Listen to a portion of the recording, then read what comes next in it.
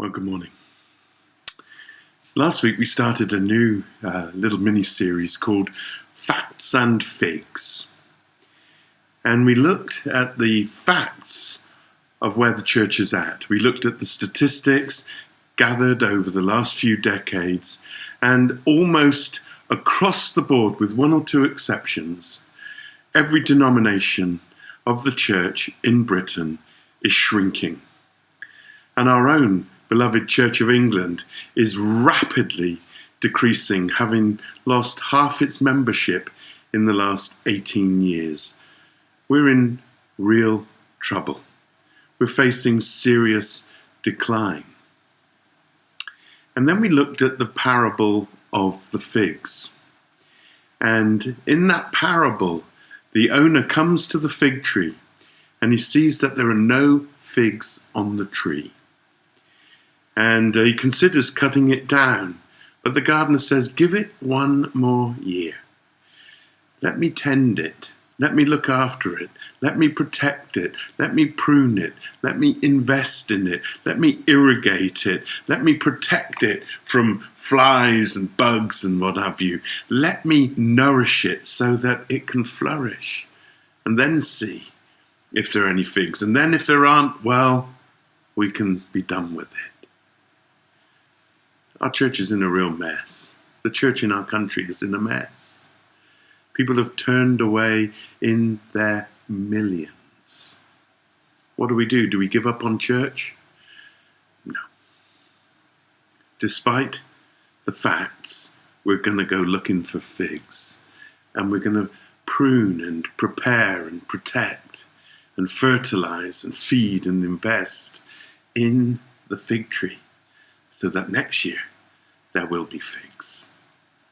Over the next couple of weeks, I want to look at some basic things that we can and should be doing in order to reap a harvest of figs. The first is this, that we are to pursue Jesus. Jesus has got to be front and center. Jesus. Not our programs, not our plans. Jesus. Him. Not our vision, not our mission statements. Jesus. Him. It's all about Him. From Him. Of, to, for, by, with, from Him. He's the basis and purpose of it all. He's the Alpha and the Omega of the church. Jesus commended the church in Ephesus for their perseverance. And then he said, but look, I've got this against you. You've forsaken your first love. We need to return to our first love. Jesus has got to be first, the first thing. He's got to be the primary thing. He's got to be the prominent thing. He's the one that it's all about. And I actually wonder if one of the reasons why the church is in such decline is because Jesus is not front and center. Our industry and our ministries and, all sorts of things, good things, but they can become substitutes for the main thing. It's about Jesus and how much of Him is heard and seen and experienced and encountered in church. Robin Gamble, a great friend of mine, missioner for the Northern Diocese, told me 20 years ago that he only had 3 messages. I've heard him a lot. He was telling the truth. Come to Jesus. Come back to Jesus. Come closer to Jesus. I want to say that at this time, as we reconfigure and realign and recalibrate, we've got to do it based on Jesus. The church is not a historic building preservation society, not a friends society, not social services. It's the mystical body of Christ on earth, who shed abroad the fragrance of Jesus, and He walks among His lampstands. In the Gospels we read that the Greeks who were seeking God came to Andrew and said, Sir, we would see Jesus. Are we showing Jesus in our lives? and in our church? Is he the center of our worship? Is he the one we're singing to? Is he the one we're singing about? Is he at the center of our prayers? Is it all about him? We need to look at what we do in church, and how much of our preaching and programs and whatever, is it about him? He should be the main attraction. He's the main thing. You can't get people interested in Jesus, though, if you're not amazed by him. If you're not in love with him, why would folk care to come to church? You know, I once spoke at a diocesan clergy conference, and afterwards a priest asked to come and see me. He travelled up from London to Oxford, and we spent the day sharing. And they said this: you talk a lot about Jesus as if you know him, but I talk about God. I said, oh, but Jesus is God.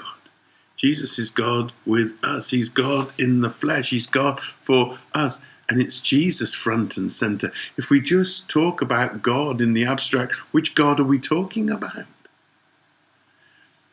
We're the Jesus people. We've got to pursue Jesus. And then, secondly, we've got to prioritize prayer. This is the greatest weapon known to humankind.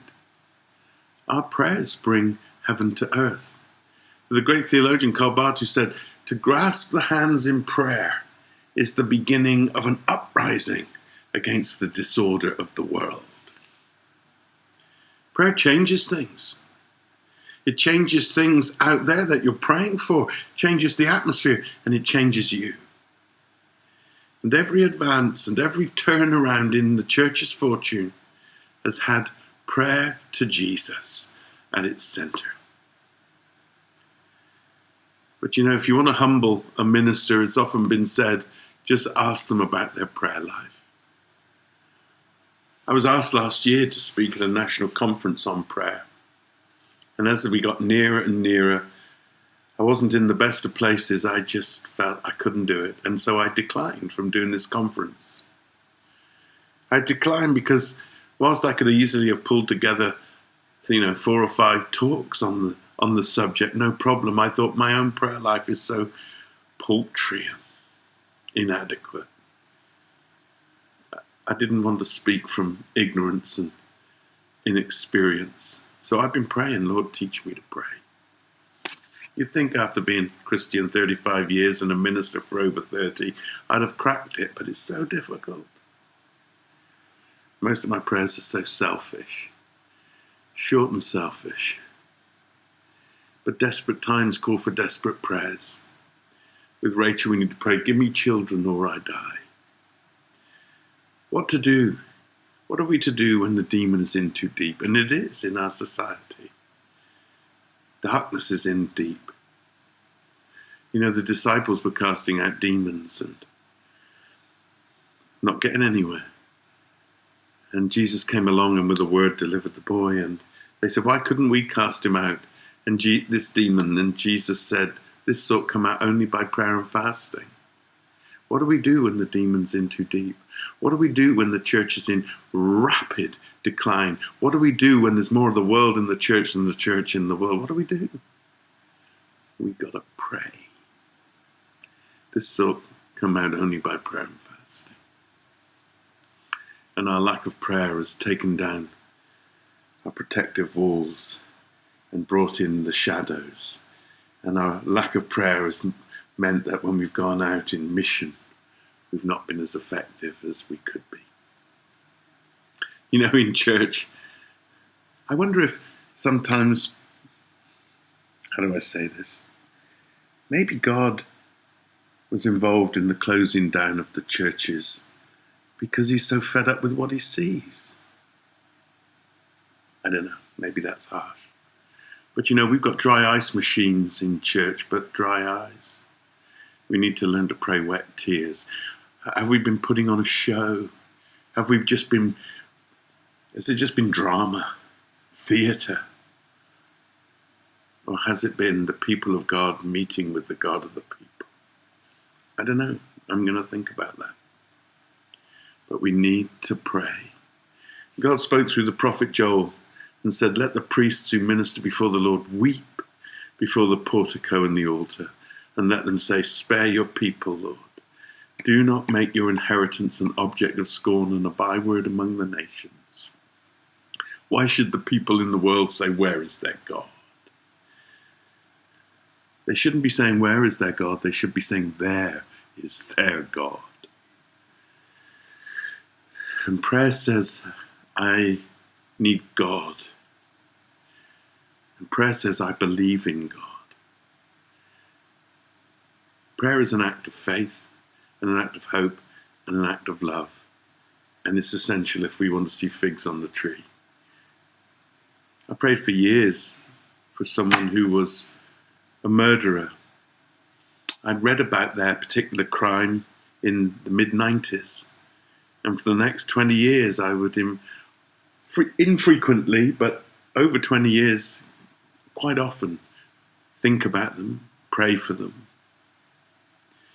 I had no idea what happened to them.